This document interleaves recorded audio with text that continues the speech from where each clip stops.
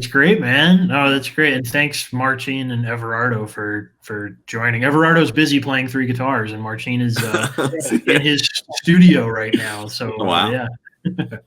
Well, why don't we'll start out? We'll go around from the top down and just say your name, what you did on the film, and everything like that. We'll get that started. So, if you want to start, Everardo, if you want to start. Yeah, I can go first. Hi, my name is Everardo, and I played Jake from the film. My name's Marcin, and I'm the re-recording mixer. I'm Rob Husted, the writer-director, and I just tried to get out of the way of these awesome guys and let them do their thing. So how did you come up with this idea, this story, the script? LSD. No, I'm an East Coaster. Actually, Marcin and I are both from the East Coast. Marcin grew up in Long Island. I grew up in Connecticut. Everardo is from the island of Catalina, which is so awesome. I moved out to LA about 10 years ago, and I didn't have a car. And when you don't have a car in Los Angeles, it's not really like other cities where there's like a really bustling public transport system. It's like a whole bunch of bus systems that don't really communicate with each other. So you end up doing a lot of waiting around, walking, kind of, seeing things from a ground level. It's not really a walking city, but you see interesting stuff if you do walk around. And I didn't have a car. I was living in Queens at the time when I moved out here. I need one there. Yeah, I mean it was great. I mean, I was paying like nothing for rent in Queens. I had no wheels, but it was great. I mean, that's the great thing about the East Coast. It's such a democratic way of just getting around, and totally not the same in LA. In LA, it definitely helps to have wheels unless you live in a walkable part of town. And I know this from living on the East Coast. I haven't noticed this as much. It's more of an LA thing. I started noticing that in specifically the San Fernando Valley, where I still live, and I was living with friends back then, that there's abandoned shopping carts everywhere. It's the strangest thing. It's like there's a whole bunch of grocery stores and a Target, and there's people that also just don't have access to a car. So I think a lot of people just cart their stuff back. A lot of people without work just use them as transportation vehicles for all their stuff. They're just kind of everywhere, and they haven't really gone away. Like there's been a lot of shifts in Los Angeles since I've been here 10 years, but those haven't really gone away. And I started to think it would be funny to do a pretentious photo book about them. Like this is like something Andy Warhol would appreciate, or maybe somebody not as cool as anyone would be like, oh, it's so brilliant. These photos of shopping cart. This is my pretentious voice. It's like they represent the abandoning consumerism or something. And then I thought it might be better to do a story about somebody making a pretentious photo book, because I started to think, what if they added up to points on a map? What if there was like a treasure inside the valley? Because the San Fernando Valley, it's a really weird place to live. On the East Coast, it's very suburban or it's very urban. The valley is like this bizarre Wild West collision of both of those things, and it seemed less implausible to have a hidden treasure in the suburbs there than on the East Coast. So just went from there, and Everardo, we worked together at an ad agency, and he was one of the first people to read the draft of it, and he was like, we should do this. We should actually make this, and I'll be the lead. And I met Marcin when I was working at Technicolor, and he was like, I will mix this for thousands and thousands of dollars less than I should get. Right? So, that's the two huge parts of why it got made, these guys right here. So. Oh, wow. Yeah, come to think of it, I was in LA and I did see some random shopping carts. I was like, what? I don't know what the deal is. They're all over the place. It's like they're like skeletons of dinosaurs that no longer exist, and they don't go anywhere. Like there was these guys that had pickup trucks that would collect the carts, but I don't know. I think they all fought each other and just died off or something, because the carts are still here. So So Everardo, the casting, I guess, was simple for you then, right? Yeah, I got it out, man. But yeah, Rob was. It was great. It was crazy how we met. It was just kind of like this crazy serendipitous occasion, right? We were just talking about film and. Everardo, in addition to being a great actor, he codes. He does coding. Like, so I don't want to take away from your story, but yeah, we kind of crashed into each other and started talking about movies. Like, yeah, how it went. yeah, in LA, you meet so many people and like there's a lot of like, yeah, let's make this. Yeah, we'll make this. Yeah, but Rob really he like really had the whole like, the initiative to make this film. And aside from it being like such a awesome, really funny, quirky script, it's like the getting from 0 to 100 is like that's like so impressive. Yeah, it's crazy. Yeah. And how was mixing all of it together? Oh, it was great. I was because my world is basically marketing stuff, so I'm always doing trailers, all this stuff, and so when something comes along that's not that, and like just I can work skills that I don't normally work, like doing a trailer, So, and if it's especially for a friend, I'm totally down to do that, and it was cool. It was. The hardest part was the dialogue, but once you get past that, and that's the biggest obstacle, and from there, it's all gravy, man. Yeah. It's hard to do like a longer short comedy too, isn't it? Like, yeah. It definitely took. It was a little more work than I anticipated.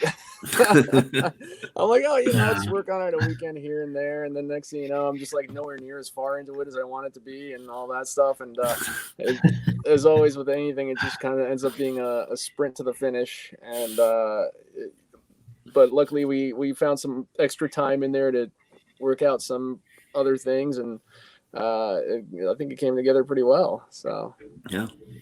In the editing process, did you have a lot more shot for this?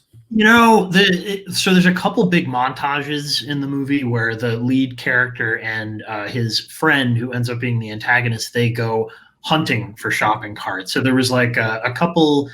We did shoot a lot for that, but I think the best stuff did end up in the movie. But there's a couple things I'd love to throw back in because those were the most fun things. They were two of the most fun things to shoot because it was just MOS. It was just us driving around, essentially stealing as many shots as possible. And, we were in some pretty dodgy neighborhoods. We were standing we were on ramps as cops were driving right past. But because it's LA and because the camera was big enough, I think people just assumed that we were a legit enterprise, which we most certainly were not. So, there is, I'm pretty happy with what made it in. I think, the first cut was a lot longer, but I think it was just mostly like, scenes were a little bit longer than they needed to be. Yeah, luckily there was like no major subplot that got cut. It would be really funny if it was like, there was this huge evil twin subplot with Everardo that we cut that Everardo forgot to film. But Martine and I, we did the mixing and, luckily I was pretty happy. It is pretty robust for a short film. It's like, we found that out the more fest we got into. We're like, okay, so we're the only 26-minute short film in this film, and that's when I started to find out there's things like medium length. We do that just so we have more shorts and we get them, split them up and give them more awards. Really, that's what we do. We're very happy for that. So thank you. But it does, it fits into the comedy section anyway, which is could be any length, but that doesn't matter. But I would say it is hard to keep a comedy going for a half hour unless were you thinking sitcom? Show? Yeah, it's really funny. I just wrote initially I wasn't thinking that. It was more like I had the script in a drawer. It was just X length, and it didn't make any sense. Honestly, I guess if I have any advice for anybody, it's just write something as long as you want it to be, and hopefully it fits into some sort of box because it unintentionally ended up being like, you're right, a sitcom. And actually we should have thrown a laugh track in. That would have been great with like a Miller Boyette theme song type of thing, like a Perfect Strangers type. That'll be the next, like Coppola's just redoing, like this will be like the redux of Apocalypse Now. It'll have the sitcom opening and the theme song. But yeah, when I was watching it, I haven't seen anything like that in a long time. That it was cracking me up. But I thought it was so just out there and crazy and wild and funny and a good story. Thank you. Yeah, it was one of those things where it sounds like such a cliche. It's like, oh, it takes a village and everybody can contribute, but seriously, like watching it come to life first with the actors, and then like Verardo, and then in post production with like Marcin and all of our VFX artists and our colors. It really was something that I don't think it would have turned out as good as it did if everybody wasn't really into it and constantly coming up with ideas for how to make it better. So it was so neat living in the middle of a feel good cliche of like, yeah, cool, this is what happens when everybody pulls together. I wish we had like more awesome fights behind the scenes story, but everybody liked each other. Everybody had a good time. It was super long days for sure. We shot the whole thing in 6 days. Wow. So wow. Yeah, so everybody was very patient and very nice. And then of course Marcin gave up a lot of weekends mixing this thing. So lots of coffee, lots of beer, lots of thank yous. So Everardo, when you were doing the scenes with the actors in the house and stuff like that, did you stay to script or did you guys just go crazy? Luckily, the script was so well written that we could kind of stay on script. But yeah, Rob definitely gave us the freedom to kind of improv a little bit, especially with Greg and Lori Beth. They were so great. They're just like so naturally funny that it's almost like I don't even have to do anything. I'm just there to kind of like let them do their job, But yeah, it was just such a like fun, relaxed set of like there was just like no just no air of like let's just have fun, let's just like let's just chill. Yeah, it was great. Well, Everardo did this crazy thing where, I was like, he didn't. I don't think he. I think he. If anything, if he did change anything, I didn't notice it. But it's almost like when he came to the set, he suddenly was the character. Like I was like, oh, cool. Like maybe like after a couple takes, people will sort of slide into it. And with him, he just. I mean, it was crazy. It's like he came back. He had the look in his eyes of a guy that had been hunting for himself and for shopping carts and looking for himself in the shopping carts. And it was like he injected all these lines that I thought were just mildly amusing or mildly kind of dramatic with this pathos. He had pathos. He just, especially there's a scene where he's at the it's like the base camp of the his friend, but he becomes the villain towards the end, where he's sort of explaining why he's so into this quest to look for shopping carts. And I was like, holy shit, this is what actual acting is. Everardo is making me believe that he's actually invested in this and actually cares about it. So that was a massive, massive tribute to him. And also I think a good lesson, comedy seems to work better when people completely play it seriously. Like his approach was just so actors studio, like legit acting, I guess is what I'm trying to say, that it somehow made it more real and all the crazy stuff seemed funnier because he was so invested in the reality of it, even though it wasn't real at all. So yeah. How did the casting go for everybody else? How did you cast all the other actors? Well, if anybody hasn't seen this movie by the time they listen to this, there's a couple of, first of all, Everardo, great way to cast somebody, work at an ad agency with them. You might bump into great actors that are just coders, also at the ad agency. There's a couple of 90s luminaries that are in the movie. So our lead actress is Lori Beth Denberg, who used to be she was on Nickelodeon's All That. She's actually, I think they sort of rebooted it. So she's kind of, she's back. She has a podcast herself. Everybody's podcasting now. She's got a podcast called Ask Lori Beth. Yeah, she's great.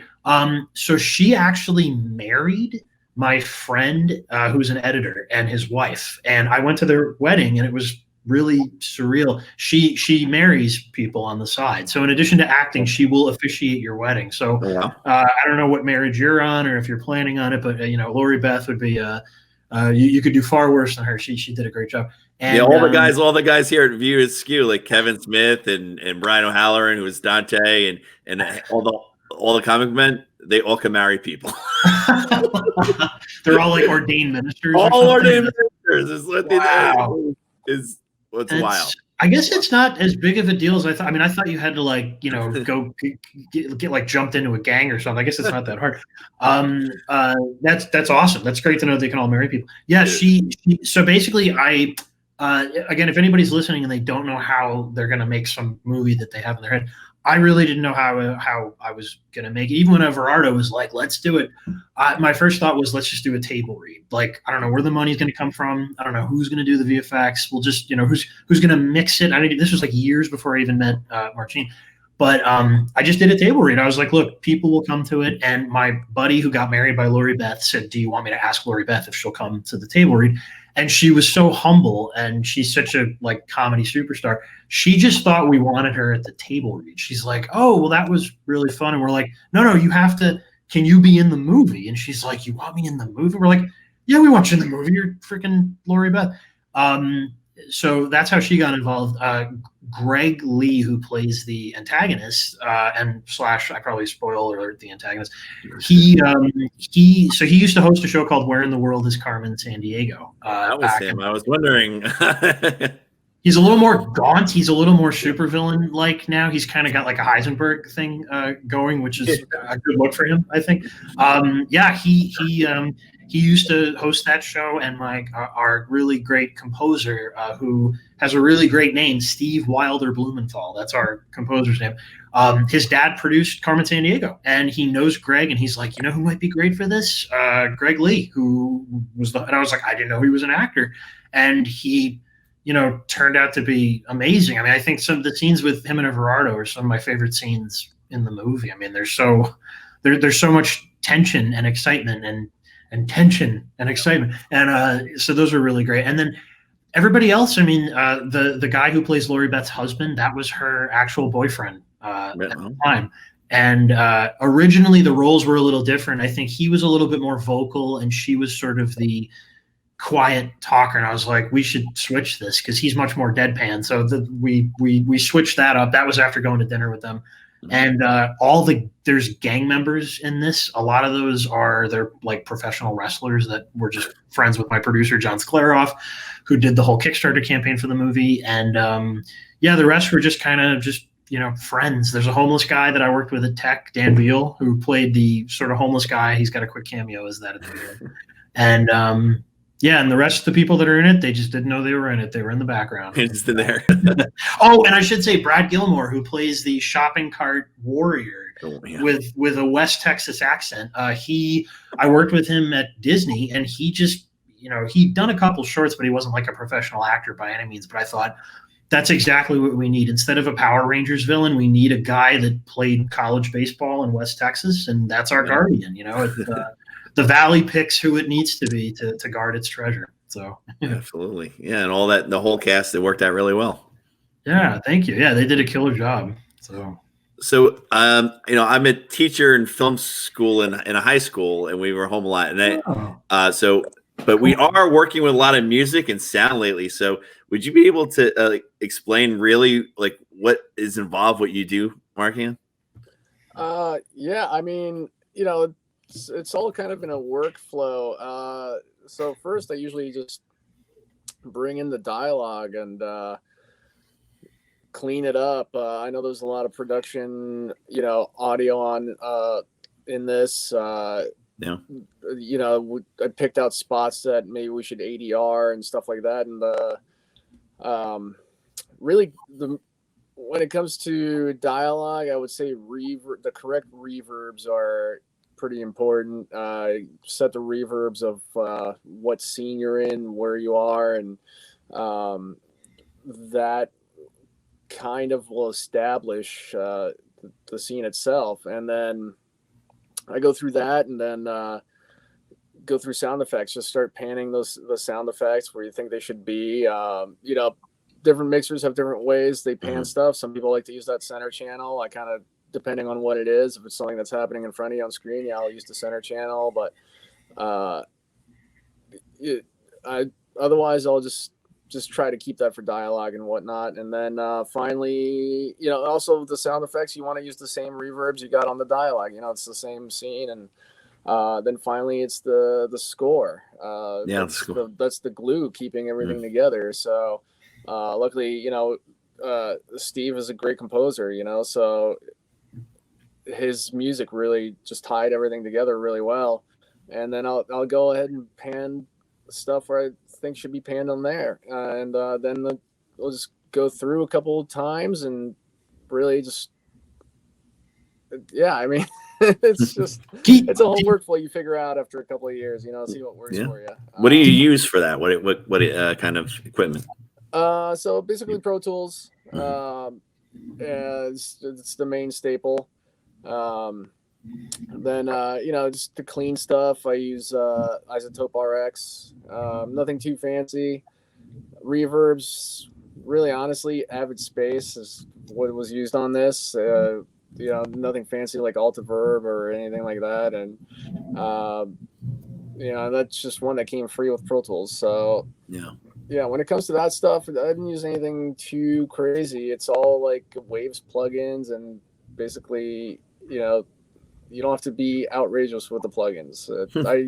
I try to keep it to plugins that most people should have, in case you got to move to different stations or something like that. But it's nothing too fancy. I mean, that's always a good mixer will have the barest of stuff and will create a good mix, and somebody who doesn't know what they're doing can have the best plugins and all that stuff, and it'll just be like whatever. Absolutely. Like we teach editing on Adobe Premiere. That's what we have. So we have Audition and things like that. But I really push the sound, because you listen to all these high school kids' films, and it's always the sound that's the problem. Always. Yeah. I've been to a bunch of festivals, and there was times where I was just in there. I just kind of just had to bite my tongue, Wait, do you want to say do you want to say any of the trailers that you mix that are out in the world right now?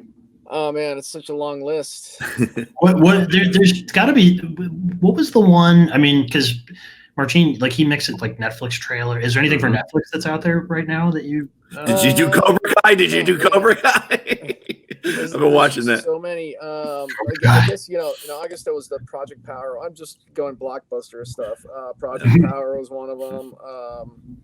Let's see. I think I just recently did one. I don't know if I'm going to get in trouble for saying it. No, don't get in trouble. But yeah, Project Power. The Liberator. Which one? The Liberator. I did. That was the animated World War II one. Oh yeah, that's right. I mean, the most recent one, it's not really anything too crazy, was the History of Curse Words or whatever. It's just the Nicolas Cage thing. That's right. Yeah. Oh yeah, that's right. Oh my gosh, you did the one where he just goes.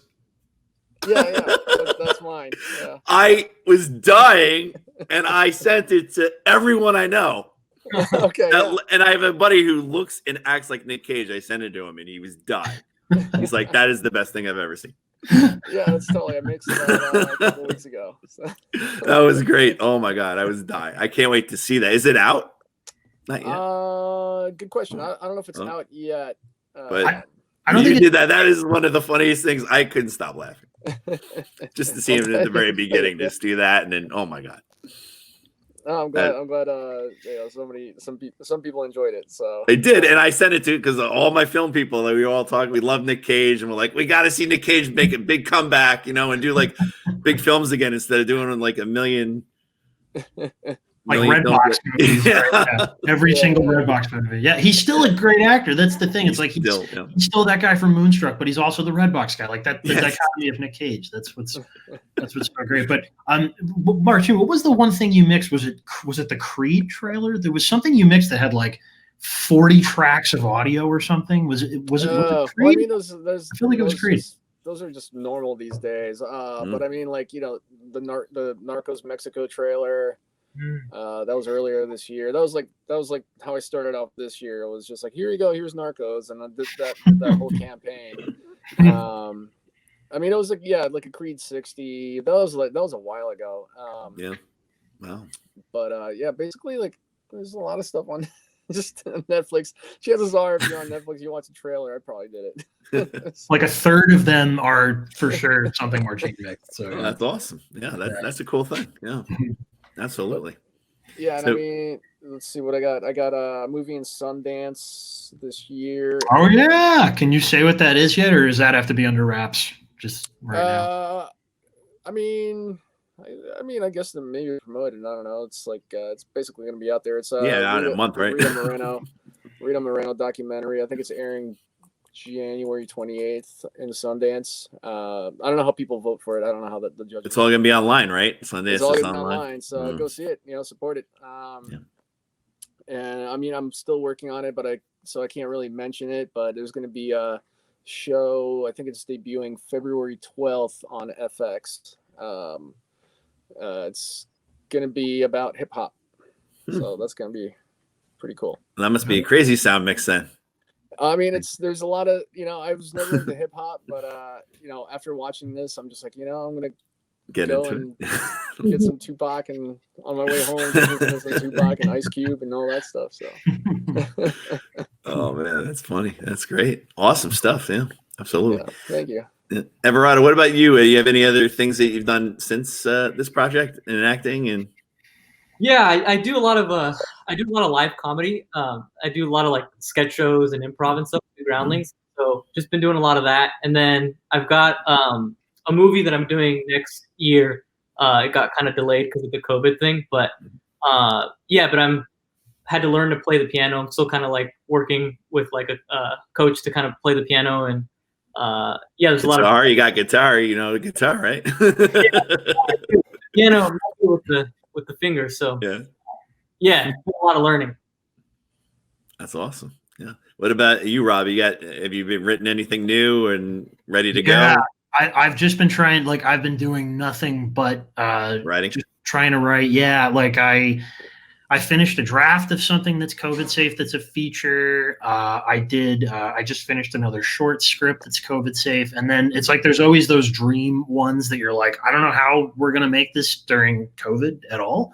But I just wrote them anyway. I actually wrote, last year, I wrote first drafts for If Lost Treasure was an hour-long series, like 5 or 6 episodes. And I got to send it to you guys. I finally finished, just completely polished off the first episode. And I just sent it to a big animation guy. So I don't know. I mean, who knows? Maybe it's got a future in the animated world. I mean, maybe I think everybody would love to just come to work in their pajamas and stuff. So that might be could basically continue what we're doing. That would be the coolest thing. I've just been working on just as many things as possible, and just hoping that one of them hits, and then suddenly they all hit, or if just one of them hits, would be nice. Absolutely. Sure. Yeah. So is this film of yours playing in a bunch of other film festivals? Are they mostly online? Did you get to see it screen? Yeah, so it's really funny. We almost like the first half of our festival run was before COVID hit. So we actually started. We got really lucky. It started going into festivals last September. So we had our debut at a festival called the Valley Film Festival, which was, good. Name wise, it was a perfect match. And it was we've actually played all over. We played in the UK at this festival called Starburst, which is not the candy. I did not realize this. They're like a big sci-fi magazine. It's like the Fangoria or Starlog of the UK. Oh. So we played there. We've played all over the US. We played in Moscow a few months ago. And the best part about that, this has been on the back burner for a bit. They really wanted to play it with Russian subtitles because, a lot of people speak English, but it just, it helps obviously having Russian. So I only had English subtitles, and they were like, don't worry, we will transcreate them ourselves. And they sent them back to me, and I'm dying to get them translated back to English just to see if it suddenly became the story of, one loyal communist versus a capitalist oppressor. I'm very curious to see if they change the tone of it just slightly. Yeah. Mostly right now it's just really awesome virtual festivals like your guys's, and just it's been really cool seeing that space evolve. Sort of some of the first ones that we were in. You sort of notice a little bit more technical difficulties, and it was just completely understandable of people just, figuring out how to get this up and running. And some of them were way too fancy, and some of them were way not fancy enough. But all the ones that we've been in lately, it's like people kind of got it down. And I almost feel like even after COVID, I feel like the virtual thing is just going to be a constant part of it, because you get so many more eyes on it for people that aren't local. It's been a great discovery. It's like one of the good things, I guess, to come out of all this. So. Well, we're still debating on what we're gonna do. It might be like half there. We're gonna try. I think my buddy who's the partner in this one, I do some others, but this one, he wants to have it. So it was like, well, let's do it in March. I'm like, we have another one in March, but and he's like, well, push that to May, and then we have one in August. So he's like, I don't even care if we do one every other weekend.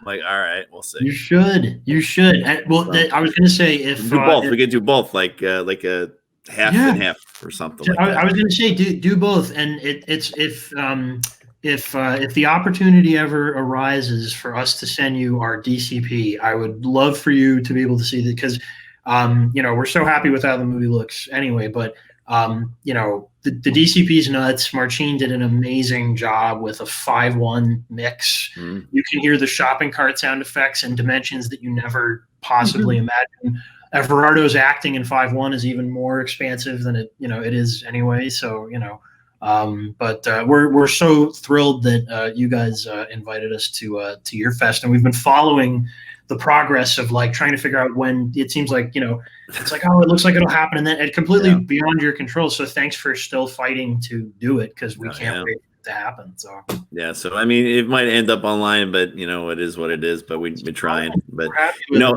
this one's a bar fest. We have 2 floors, 2 screens. It's a big place, and everyone has a blast.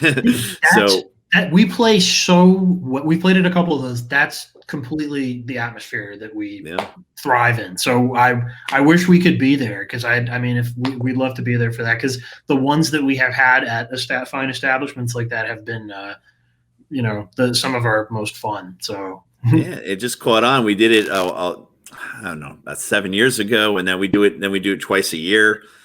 We were going to do it once a year, and then I was like, oh, I got these other fests. We got to move it to like the summer and try it there. So we did it, and we packed the place. Like, it was ridiculous. So the owner's like, do it twice. The owner we're like, all right. So we do it every March and every August, and we haven't stopped.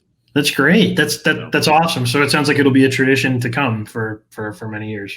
Yeah, and then we always pack it, which is unfortunate. So I don't know how the hell we're gonna do that. We have this award show in this big room, and you cannot move in that room. So and everyone, by the end of the night, the award show, everyone's drunk. Yeah, that's part of the fun. That's honestly what I miss more than anything, is getting drunk for the final gathering of everybody. Where you get to kind of like celebrate everybody. It's like, hey, I loved your movie, and everybody's just hammered. Yeah. So we had a guy that had a movie on at like 11 a.m. and the award show was at 8 p.m. After his movie, he sat at the bar. We called him. He won, and he was too drunk to get up. He just sat at the bar. He missed everything. He missed it all. He's like, I sat at the bar. I never got up. That was it. We played at one festival in Tampa, Florida, and it was funny because we had a couple screenings at it, and the last one was during like the after party after the awards, and I was like, no one is going to come. Like, everybody's too busy. They're having too much fun, getting drunk. And the few people that did wander in and watch it were very interesting and dedicated, so we appreciated it. But yeah, no, I miss it. We Marcin and I especially, we have a lot of family back east, so we were definitely looking forward to having them come. But listen, hopefully we'll get to one of them sometime. We'll be back east at some point. So we can't wait till it gets back to normal. That's the big thing for that. But in the meantime, we did learn how to do it. We had another one there, Hang On to Your Shorts, and we had that online, and it went very well. So yeah, I saw that. That looked like it went super. Yeah, we had about 6,000 views. So I was like, all right, I'll take it. That's completely bonkers. We've played at festivals that have had, because I've watched all the movies that have had 5 or 6 views. So the fact that you've had 1,000 times more than that is pretty impressive. Yeah, we were shocked, but just kept pounding at it, and a lot of people like to go to that one because it's in Asbury Park, New Jersey. Oh, very cool. Oh man, it was. I don't know if we'll ever get that back. I'll tell you. God willing, man, it'll happen again. Yeah. So that's on the back burner for now, but we'll see. But that was fun times. Yeah. But absolutely. So, but I tried to make it out to LA last summer, and that didn't happen. But You're not missing them. It's like LA is always going to be the same kooky place that it is. The craziness will be waiting for you. Whenever you want to come out, it'll. It'd be right there. Yeah, absolutely.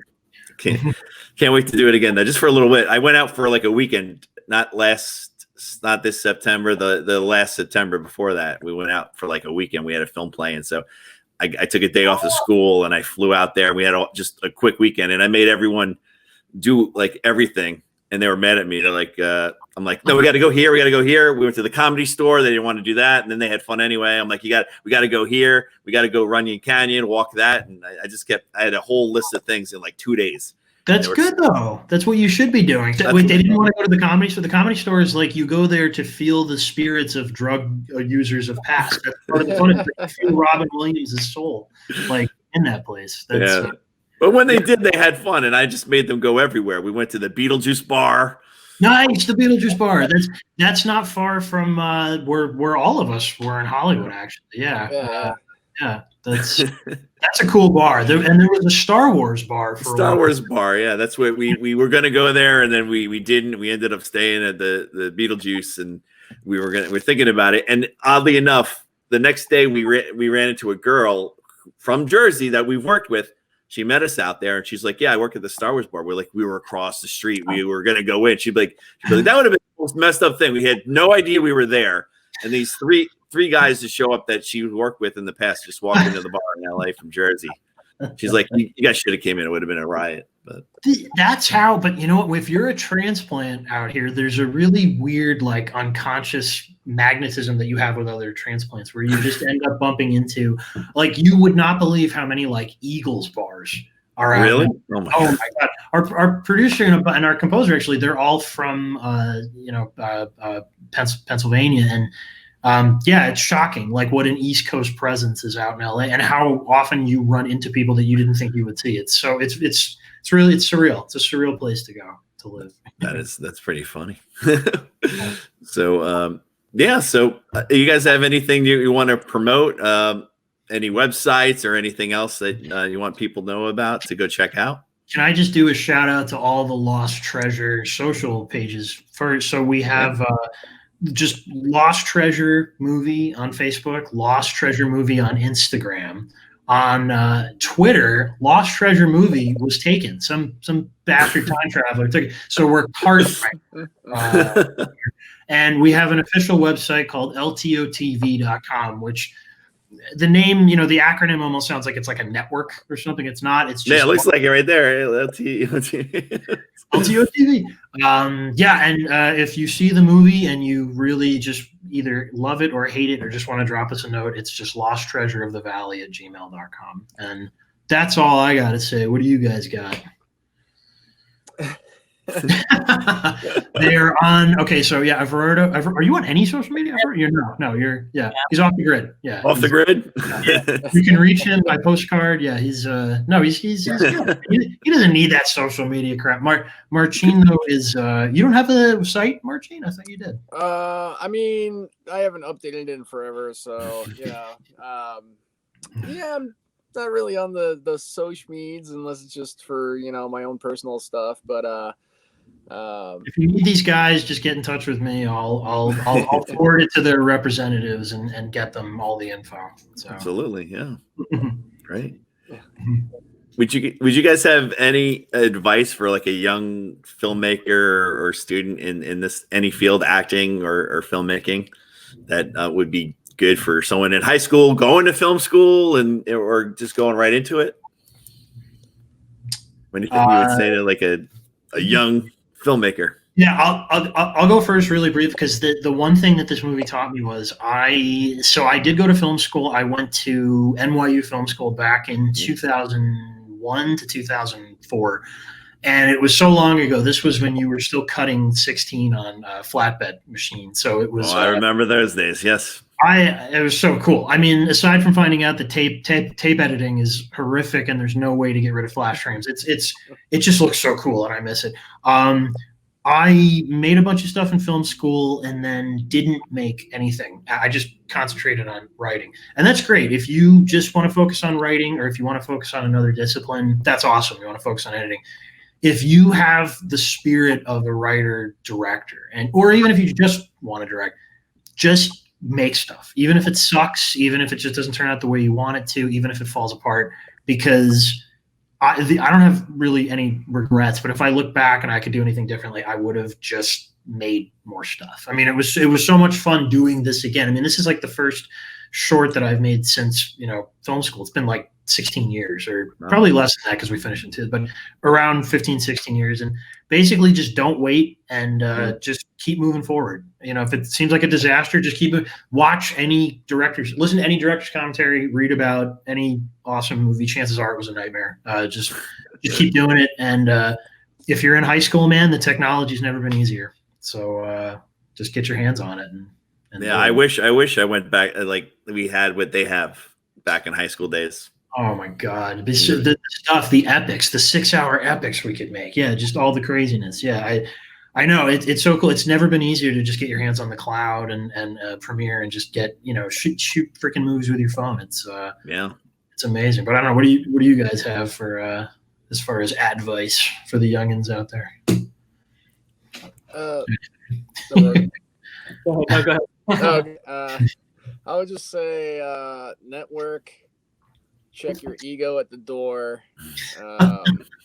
Good advice. Yeah, it's just like, don't be afraid to take suggestions, and just don't really have a chip on your shoulder. And at first, when you first start out in whatever career you choose, it's going to be tough. But then eventually, if you meet enough people and you collaborate, you're collaborative, and you don't fight everybody on every single thing, it gets easier. Yeah. What about acting? Yeah. Similarly to Rob, if you want to act, I think it's like you just act. It doesn't matter on what scale, whether it's reading a play and just doing it in your room, trying to play a character, or on the set of a Marvel movie or whatever. I think it's just and it's never been easier to act, right? To get on a TikTok video, or to make a YouTube or short, or so it's just I think it's so easy to just get out there and just act, just do it. If you love it, just do it. And then also I think developing what you consume, I think, is so important. So I feel like developing taste and like kind of figuring out who you are, developing sort of a point of view, I think that goes a really long way, because at the end of the day, we're all kind of artists. And so I think the most important thing we have is kind of our story and our point of view. Absolutely. Cool. Awesome. Well, thanks for joining me tonight, guys. It was good. Thank you.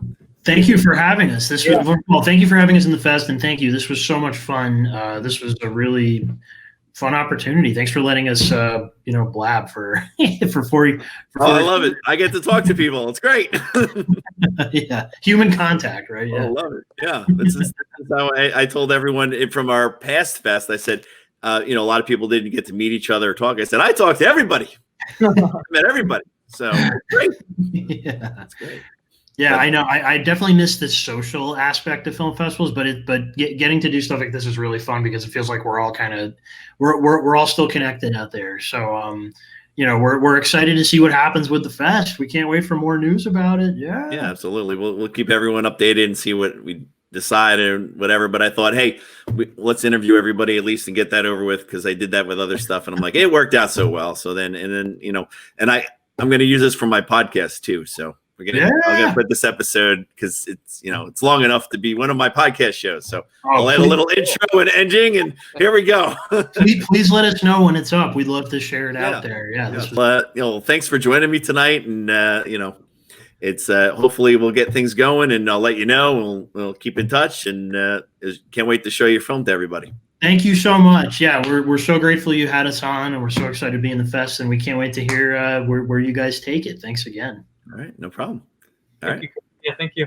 Thanks a lot. Thanks a lot for coming on. See you. Thanks, Chris. Appreciate it. Yeah.